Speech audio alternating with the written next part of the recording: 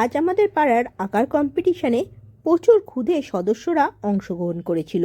নিজের কল্পনাকে খুব সুন্দরভাবে প্রত্যেকে নিজের নিজের খাতায় ড্রয়িং করছিল।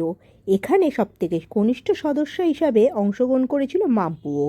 খাতা পাওয়া মাত্রই নিজের ইচ্ছে মতন রং নিয়ে খাতায় আঁকতে আরম্ভ করলো। কি এঁকেছো তুমি? সব এঁকে দিয়েছো? এবার লিখে দাও, হ্যাঁ দিদি আঁকছে, দিয়ে আঁকছে, তুমি আঁকো, দিদিকে ডিস্টার্ব করো না। চলো চলো চলো, লিখে দাও, হ্যাঁ দিদি আঁকছে, তুমি লিখে দাও, লিখে দিয়েছে। এই ফাঁকা জায়গা লেখো, সব একসঙ্গে লিখলে হবে, এই ফাঁকা জায়গা লেখো। হ্যাঁ ওকে, উল্টো ওকে। মামা আঁকা ফিনিশ? দেখি এদিকে দেখ মামা। বাবলে, আঁকা কমপ্লিট করে খাতা জমা দিতে না দিতে মাম্পু পেল প্রচুর